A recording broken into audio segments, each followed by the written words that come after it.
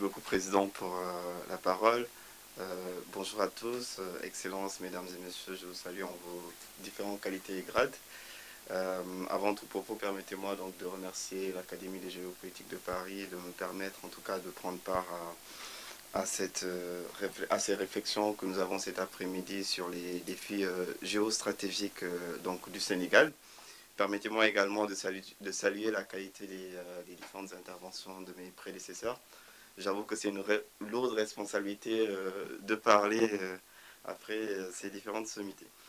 Donc effectivement, pour ma part, je vais faire une fixation sur les défis économiques, donc en abordant beaucoup plus la question démographique et aussi migratoire, qui est de plus en plus un phénomène qui ne cesse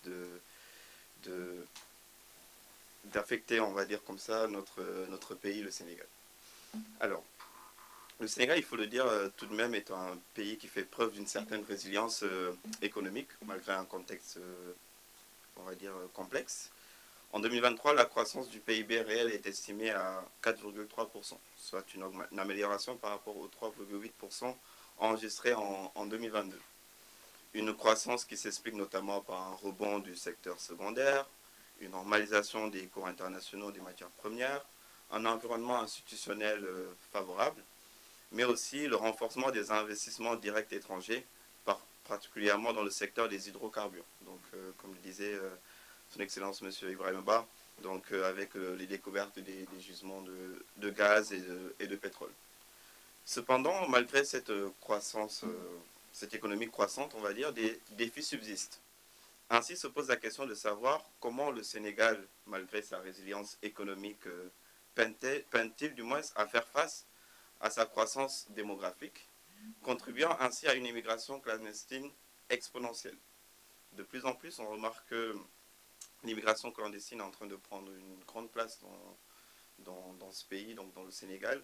Et donc, on se pose bien la question de savoir comment, malgré toute cette résilience économique, le Sénégal fait face à ces fléaux. La croissance démographique du Sénégal est soutenue, avec un taux d'environ de 2,8% par an. La démographie joue ainsi un rôle crucial dans l'économie sénégalaise, influençant à la fois les défis et les opportunités de développement du pays. Avec une population caractérisée par sa jeunesse, donc comme le disait M. Ibrahim Ba, avec plus de 60% de Sénégalais ayant moins de 25 ans. Cette croissance rapide produit plusieurs conséquences économiques, notamment la pression sur les ressources, car la population croissante exerce une pression accrue sur les infrastructures, les services publics et les ressources naturelles. On a aussi l'absorption de la croissance économique, en ce que la croissance du revenu est souvent absorbée par la croissance démographique, limitant ainsi l'amélioration du niveau de vie par habitant. Une pression sur le marché de l'emploi, qui est également très saturé, parce que la création d'emplois doit suivre le rythme de l'arrivée des jeunes sur le marché du travail pour éviter le chômage et la pauvreté. Par contre, nous avons à ce jour un taux de chômage élevé de 16%, avec 40% de jeunes touchés. En outre, 41%, il faut le dire également, 41% des jeunes ne terminent pas l'enseignement secondaire, ce qui demeure aussi une problématique assez importante.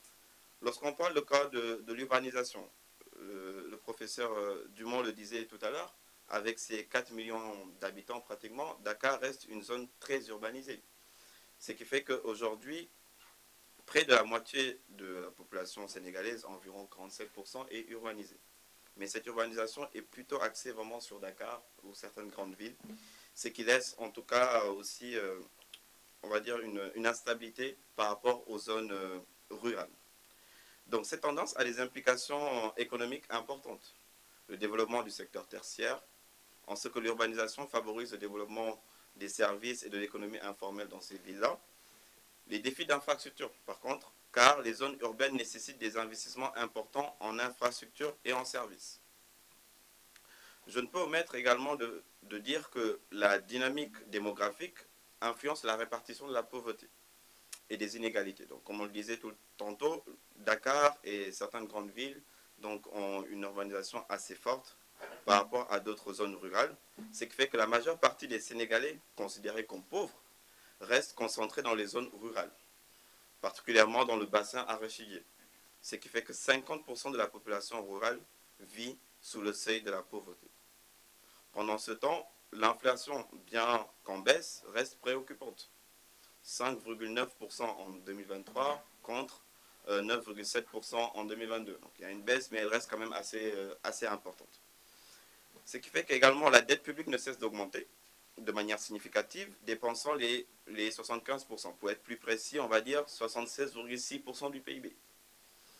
Les coûts d'emprunt sur les marchés nationaux et internationaux ont également augmenté. Et malheureusement, plus la démographie est dense, sans une économie soutenue pour absorber cette main-d'œuvre croissante, plus il y a un risque accru d'émigration clandestine. Je vais reprendre les propos d'Alfred Sauvy qui disait « Ou bien les richesses iront là où sont les hommes, ou bien ce seront les hommes qui iront là où sont les richesses. » Ce texte illustre parfaitement l'enjeu économique majeur sur les motivations des candidats à l'immigration clandestine. Ainsi, un phénomène ou un fléau, si vous voulez, dénommé l'immigration clandestine ou Barsac en langue locale, ne cesse de s'amplifier et représente un défi majeur pour le Sénégal avec des implications socio-économiques importantes. Chaque année, c'est plus de 20 000 Sénégalais qui tentent de rejoindre les côtes atlantiques via des voies clandestines. Les causes de cette émigration sont nombreuses. Entre autres, les opportunités économiques qui sont très limitées, la pauvreté qui est très persistante, avec 37,5% de la population qui est considérée comme pauvre en 2023, le chômage qui est élevé, particulièrement chez les jeunes, comme Sus évoqué, mais aussi l'indéniable changement climatique qui ne cesse d'affecter l'agriculture. Nous le savons, le Sénégal est un pays vraiment qui a une importance, qui donne une importance significative à l'agriculture. Donc le changement climatique affecte aussi donc cet aspect de l'agriculture avec des sécheresses de plus en plus, ce qui fait que ça représente également des causes de cette immigration clandestine.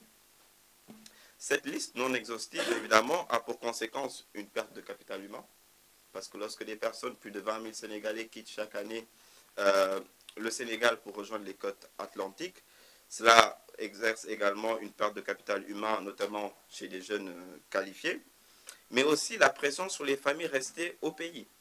Car il faut le dire, ces familles restées au pays sont endettées.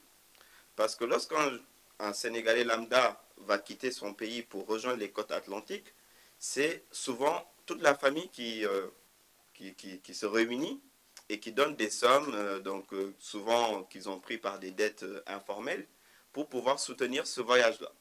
C'est en soi un investissement qu'ils font sur le candidat à l'immigration, pensant qu'en tout cas, ce candidat, une fois ayant rejoint l'Occident, va pouvoir faire un retour sur investissement, si on peut le dire ainsi. Donc, ce qui fait que c'est jusqu'à 3 000 euros, 2 000 euros par voyage. Donc, ce qui fait que pour une famille sénégalaise lambda, ce qui constitue une somme assez importante. Alors, ce qui fait qu'aujourd'hui, pour pallier à on va dire, à cette émigration clandestine, on peut envisager certaines actions suivantes. On peut encourager l'investissement privé. On peut essayer de développer aussi des secteurs à forte intensité de main-d'œuvre. On peut essayer d'adapter les conséquences aux besoins du marché du travail. Favoriser l'entrepreneuriat des jeunes. Comme vous le remarquez, j'insiste encore une fois de plus sur la jeunesse, qui représente vraiment plus de 60% de la population. Cibler les groupes vulnérables. Développer des programmes de résilience face aux chocs économiques. Investir dans l'agriculture du moins durable. Essayer encore davantage d'améliorer les infrastructures dans les zones rurales pour les désenclaver.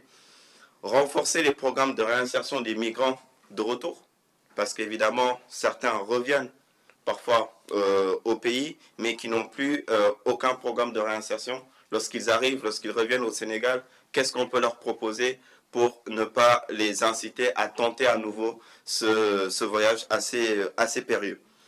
Il est crucial d'investir également dans l'éducation et la formation pour tirer parti du potentiel de la jeune population, créer davantage d'emplois directs dans les secteurs prioritaires qui sont aujourd'hui l'agriculture, la pêche, mais aussi inciter le gouvernement à développer des politiques adaptées pour répondre aux besoins des groupes vulnérables et renforcer leur résilience. Je ne pourrais aussi omettre le fait qu'il est important de travailler davantage à la coopération internationale en négociant des accords pour une migration légale et productive, parce que c'est aussi un point qu'on ne peut oublier. Je pense que ça pourrait davantage aider le Sénégal à éviter, on va dire, absorber ce fléau de l'immigration clandestine. Il est important également de sensibiliser à travers des campagnes pour informer sur les dangers de l'immigration clandestine. Aujourd'hui, ces candidats à l'immigration clandestine ne voient que cet aspect, on va dire, qu'on montre un peu aux médias, sur les réseaux sociaux, etc., voient l'Europe, l'Occident, les États-Unis, etc., comme un Eldorado, ce qui n'est pas souvent le cas.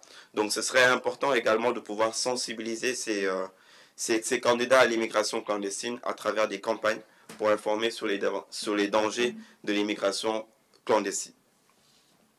Ensemble, comme vous l'avez pu le constater, le Sénégal fait face à des défis économiques importants, étroitement liés donc aux questions d'immigration, mais aussi de démographie.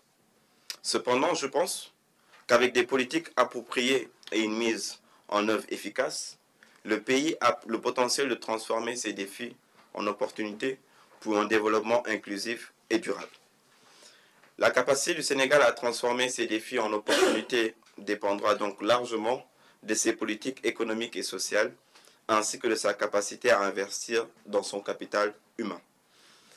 Permettez-moi, avant de terminer, de tout simplement dire que l'avenir du Sénégal repose en grande partie sur sa jeunesse. Ce n'est pas parce que je suis jeune qu'aussi que je le dis. Mais je pense en tout cas qu'investir en elle, c'est investir dans la prospérité de notre nation. Je vous remercie pour votre attention.